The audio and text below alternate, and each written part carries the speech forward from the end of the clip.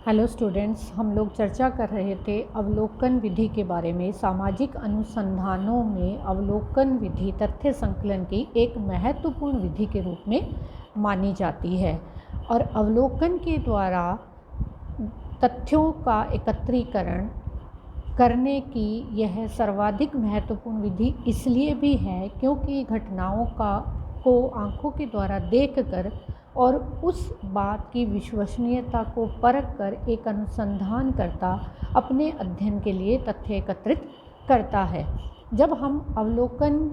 की विशेषताओं से आगे बढ़कर उसके प्रकारों की चर्चा करते हैं तो हम देखते हैं कि अवलोकन को दो प्रकारों में बांटा जा सकता है, व्यक्तिगत और सामूहिक अवलोकन के अंतर्गत।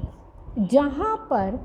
अन्य विधियाँ उपयोग में नहीं लाई जा सकती, कहा जाता है कि वहाँ अवलोकन विधि सबसे ज़्यादा कारगर सिद्ध होती है। और जहाँ व्यक्ति आधार सामग्री के रूप में उपलब्ध हों, जैसे कि अगर यहाँ किसी जगह पर घटनाएं तेज़ी से घटित हो रही हैं, दंगा फसाद की स्थिति है और जहाँ पर जो जानकारियाँ हैं वो तोड़ मरोड़ कर पेश की जाने वाली हों, तो अवलोकन विधि अत्यधिक काम में आती है। जब हम मानव शास्त्रियों को या समाज शास्त्रियों को अपने अनुसंधान के अंतर्गत इस विधि का प्रयोग करते हुए देखते हैं तो हम देखते हैं कि बहुत अच्छी अवधारणाएं इस विधि के माध्यम से दी गई हैं। जब हम व्यक्तिगत विधि की बात करते हैं तो यहाँ पर अनियंत्रित अवलोकन और नियंत्रित अवलोकन दो भागों में इसको बांटा गया है। अनियंत्रित अवलोकन में जो प्रथम प्रकार बताया गया है वो है पूर्ण सहभागी अवलोकन का, जिसमें कि अवलोकनकर्ता और अवलोकित किए जाने वाले समूह किसी पर भी नियंत्रण जो है वो नहीं रखा जाता, नियंत्रित उसे नहीं किया जा सकता, क्योंकि घटनाओं का वास्तविक और स्वाभाविक रूप से अध्ययन किया जाता है। इस अवलोकन को साधारण अवलोकन, असंरचित अवलोकन, स्वतंत्र अवलोकन, अनौपचारिक और अनिर्देशित अवलोकन के नाम से भी जाना जाता है। अब आप ये देखिए कि जब हम पूर्ण सहभागी अवलोकन की बात करते हैं, अर्थात एक अवलोकनकर्ता जो कि अपने शोध कार्य के लिए या सामाजिक घटनाओं की जानकारी प्राप्त करने के लिए अवलोकन करने जा रहा है, वह अपनी सहभागिता पूर्ण रूप से उस समुदाय के साथ देता है या उस समुदाय समूह का एक सदस्य होकर रहता है और घटनाओं की जानकारी प्राप्त करता है। अगर हम इस विधि की शुरुआत की बात करें तो 1924 में लिंडमैन ने अपनी पुस्तक सोशल डिस्कवरी में सबसे पहले सहभागी अवलोकन विधि के बारे में लिखा, बताया और इसका प्रयोग किया। अवलोकन की यह विधि इस सिद्धांत पर आधारित है कि किसी भी घटना की समझ या उसका निर्वचन या उसका इंटरप्रिटेशन तभी हो सकता है सही प्रकार से जब वह बाहरी और आंतरिक दृष्टिकोणों से मिलकर बना हुआ हो, तभी हम उस घटना के बारे में पूर्ण रूप से सही जानकारी प्राप्त कर सकते हैं। जब हम पूर्ण सहभागी अवलोकन की बात करते हैं तो हम यह भी देखते हैं कि अवलोकनकर्ता अनेक प्रकार से समूह का अंग बनकर अध्ययन किए जाने वाले समुदाय के बराबर संपर्क में रहता है। जो वह अध्ययन का क्षेत्र चुनता है वह उसमें जाकर अपने लिए तथ्यों को एकत्रित करता है, आधार सामग्री को एकत्रित करता है, जिसको कि हम प्राथमिक सामग्री के नाम से भी जानते हैं। जब हम सामग्री की चर्चा कर रहे थे तो वहाँ आपने इसके बारे में जाना था। लेकिन यहाँ एक बात और ध्यान रखने योग्य है कि जरूरी नहीं कि वह अवलोकनकर्ता उस समूह की समस्त क्रियाओं में भाग ले, बल्कि वह एक ऐसी क्रिया का चयन कर सकता है जिससे कि सारे के सारे समूह की क्रियाओं में या उसके व्यवहारों में किसी प्रकार का व्यवधान ना हो, किसी प्रकार की रोक टोक ना हो, और इस तरह से एक अवलोकनकर्ता का अपना उद्देश्य भी पूर्ण हो जाए कि वह जिन कारणों से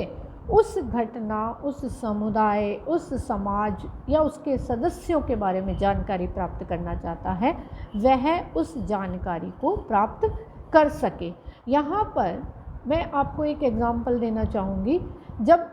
एम.एन. श्रीनिवास ने हमें संस्कृतिकरण की अवधारणा दी तो उन्होंने उस रामपुरा गांव में जाकर समूह के सदस्यों के बीच में जो अपना वक्त बिताया था, वहाँ उन्होंने देखा कि किस प्रकार से जो निम्न जातियां हैं वो उच्च जातियों के समकक्ष होने का प्रयत्न करती हैं, और यह कोई 1 या 2 दिन में किया गया अवलोकन नहीं था। उन्होंने एक लंबा समय उस समूह के साथ बिताया था और उनकी क्रियाओं में भाग लिया था। तो इस प्रकार से हम इस पूर्ण सहभागी अवलोकन को समझ सकते हैं, जो कि अनियंत्रित अवलोकन का प्रथम भाग है। अगर हम इसकी विशेषताओं की या इसके गुणों की चर्चा करें तो पूर्ण सहभागी अवलोकन में प्रत्यक्ष रूप से अध्ययन किया जाता है, जो अध्ययन एक सरल प्रकार का होता है, यानी सरलता से समझने योग्य अध्ययन होता है। इसमें सूक्ष्म अध्ययन किए जाते हैं, यानी छोटी से छोटी बात का ध्यान अवलोकनकर्ता द्वारा रखा जाता है, अर्थात वह समूह की हर क्रिया, हर गतिविधि के बारे में जानकारी प्राप्त करता है, जिससे वह अपने उद्देश्यों तक आसानी से पहुंच जाए।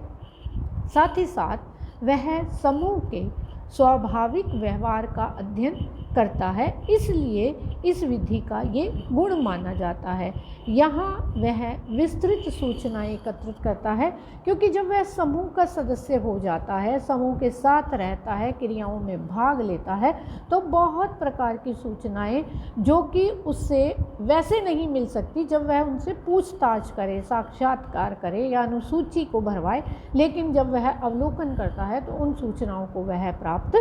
कर सकता है। इस विधि में अधिक विश्वसनीयता पाई जाती है, कुशलता का विकास होता है। अवलोकनकर्ता के अनेक गुण जो है वो इस विधि के माध्यम से विकसित होते हैं। सबसे ज़्यादा अवलोकन करने का गुण, और साथ ही साथ वह अवलोकनकर्ता, वह अनुसंधान या अध्ययन करता